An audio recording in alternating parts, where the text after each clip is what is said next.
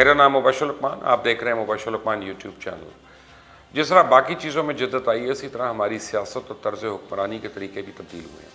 अलबत्ता मकासद वही पुराने हैं। हुक्मरानों का मकसद इक़्तिदार को तूल देना और अपोजिशन का मकसद हसूल इक़्तिदार है। आप जितना मर्जी इख्तलाफ करें, लेकिन इस बात का क्रेडिट तो तहरीक इंसाफ को देना पड़ेगा ना कि इसने अंदाज़ सियासत और अंदाज़ हुक्मरानी दोनों को बदल कर रख दिया और इन दोनों मैदानों में जदीद तर्ज और तरीके मुतारिफ करवाए। पहली बार ऐसा हुआ कि कारकर्दगी न दिखाने की बुनियाद पर लोगों से वजारत और ओहदा वापस लिया गया, घर भेज दिया गया।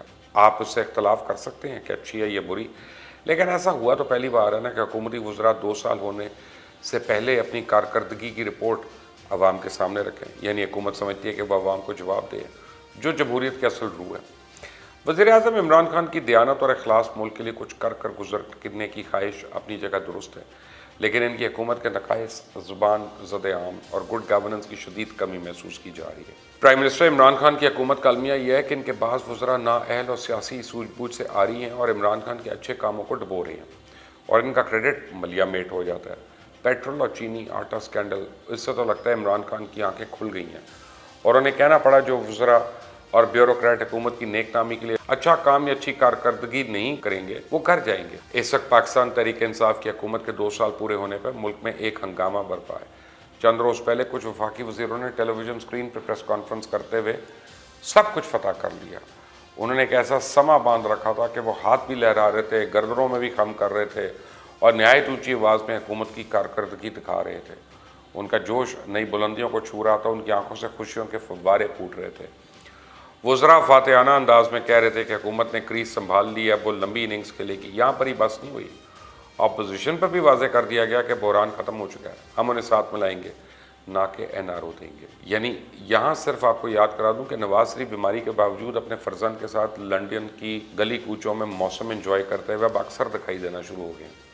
साथ ही आसिफ अली जरदारी हर पेशी पर कोई ना कोई कानूनी उज़र पेश करके विक्ट्री का निशान बनाते हैं और मुस्कुराते हैं। इस प्रेस कॉन्फ्रेंस में वज़ीर मनसूबाबंदी की जानिब से तो ये भी दावा आया कि बाज़ गलतियों के बावजूद हैरत अंगेज़ कामयाबियाँ हासिल की गई। इस पर मैं सिर्फ ये कहना चाहता हूँ कि वज़ीर मौसूद ने सिर्फ आटे, बिजली, गैस, पेट्रोल, चीनी और घी का भाव मालूम कर लें। बाकी मेरी इतनी जुर्रत कहाँ है कि इनके आदाद व शुमार से इख्तलाफ करें। हफीज़ शेख, जिनका क्रेडिट ये है कि दूसरी बार पाकिस्तान को IMF के पास लेके गए हैं, उनका तो फरमाना है कि हमने पायदार मईशत की बुनियाद रख दी है। तो मैं उनको सिर्फ यही कहना चाहता हूँ कि शेख साहब, सिर्फ डॉलर और सोने का रेट देख लें, बाकी आपकी कारकर्दगी किससे ढकी छुपी है। अगर न्यूट्रल होकर देखा जाए तो ये परफॉर्मेंस जो है सिर्फ हुकूमत ही नहीं, अपोजिशन ने भी बहुत दिखाई। अदम एतमाद से लेकर तहरीकें चलाने तक बुलंद बांग दावे किए, लेकिन किया क्या उन्होंने 2 सालों में। हकीकत में अवाम हुकूमत से ज़्यादा इस होम्योपैथिक अपोजिशन से बेजार दिखाई दे रही है। हिज़्ब इख्तिलाफ की तमाम जमातों का मजमूई तासर यह है कि हुकूमत ने 2 साल में तबाही के सिवा कुछ नहीं दिया। कौम को मसला कश्मीर से सऊदी अरब तक नाकामी मिली, कौमी अमूर में बदनिज़ामी बहुत फैली, अवाम को सियासी इंजीनियरिंग की सख्त सज़ा मिली और आम शहरी ज़िंदगी की बुनियादी सहूलतों से महरूम हो गए। लेकिन ये सब कुछ अपोजिशन अपने दिल में सोच रखा है, अमली तौर पर कुछ नहीं किया, ना इस बारे में कोई आवाज़ उठाई। अब आप देखें ना, अपोजिशन ने फैसला क्या किया कि बजट मंजूरी तक नहीं होने देंगे, लेकिन उसमें भी अपोजिशन को कामयाबी नहीं हुई। अब अपोजिशन लीडर कहते हैं हुकूमत अपनी अक्सरियत खो चुकी है, तो फिर अदम एतमाद को ऑप्शन खुला है, वो क्यों नहीं इस्तेमाल करते। दर हकीकत अगर हुकूमत की इत्तेहादी 2-3 जमातें हुकूमत को छोड़ जाती हैं तो मुस्लिम लीग नून और पीपल्स पार्टी के मुतादिद अरकान हुकूमत से राब्ते में मुनासिब वक्त आने पर उनकी नकाब कुशाई हो जाएगी।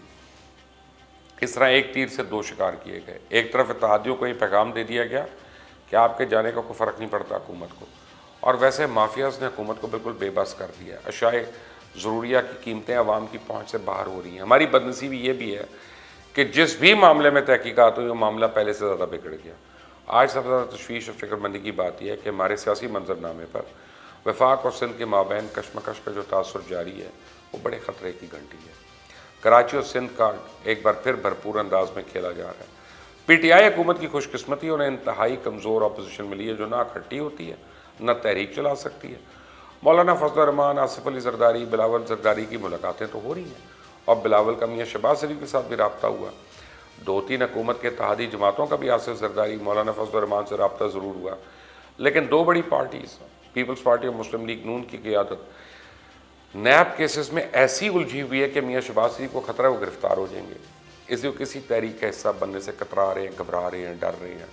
मौलाना फजल रहमान को भी खतरा है कि मिल्क की दो बड़ी पार्टीज़ पीपल्स पार्टी और नून उन्हें माजी के धरने की तरह बीच चौराहे में ना छोड़ दें और फिर कुछ हासिल किए बगैर करोड़ों के खर्च करके वापस चले जाना पड़े। मुस्लिम लीग नून की क़यादत बिखरी हुई है, मरीम नवाज खामोश है, मियाँ शहबाज शरीफ भी महज बयानात की हद तक मुतहरिक हैं। मुस्लिम लीग नून के वर्कर्स अपनी क़यादत से मायूस हैं, जबकि पीपल्स पार्टी पंजाब में अभी तक मकबूल नहीं कि वो तनहा पंजाब में कोई मौसर तहरीक चलाए। मुस्लिम लीग नून की पूरी सेकंड लीडरशिप नैब केसेस में जकड़ी हुई है। ये बात भी दुरुस्त है कि महंगाई की वजह से अवाम PTI से खुश नहीं है और ये इमरान की खुशकिस्मती है कि अपोजिशन से इनकी हुकूमत को फ़िलहाल कोई ख़तरा नहीं। ताम सितंबर के पहले या दूसरे हफ्ते में अपोजिशन क़यादत की मुलाकातें शायद APC की तारीख का तयन करने में तो कामयाब हो जाएँ। इस हवाले से वफाकी वज़ीर शेख रशीद का दावा है कि मरीम नवाज़ की ख्वाहिश है कि उनके चचा भी बाप की तरह नाअहल हो जाए। मरीम नवाज़ ने नवाज शरीफ को इस हाल तक पहुँचाया। मौलाना फजल रहमान को मशवरा देता हूँ कि जागते रहना, दोबारा ना इस्तेमाल हो जाना। आसिफ जरदारी का बेटा बिलावल बाप को बचाने की जद्दोजहद में मसरूफ़ है। मुकदमात के साथ साथ पाकिस्तान पीपल्स पार्टी के लिए सिंध में इक़्तिदार को बचाना भी मसला बनता जा रहा है और जिसके लिए आसिफ जरदारी की PhD ही काम आएगी। दूसरी जानिब आज भी लोग इस बात पर मुत्तफ़िक हैं कि इमरान खान की हुकूमत करप्शन के इल्ज़ामात में मुलव्वस अपोजिशन लीडर्स को हरगिज़ किसी किस्म का रिलीफ देने के लिए आमादा नहीं। मगर इस सिलसिले में इमरान किस हद तक कामयाब होते हैं या कितने बाख्तियार हैं, ये देखना पड़ेगा कि करप्ट टोले का एहतसाब होता भी है या नहीं। आप देख रहे हैं मुबश्शिर लुकमान यूट्यूब चैनल। मेरा नाम मुबश्शिर लुकमान है। इसको सब्सक्राइब करें, बेल आइकॉन को प्रेस करें। अंटिल द नेक्स्ट टाइम, अल्लाह हाफ़िज़।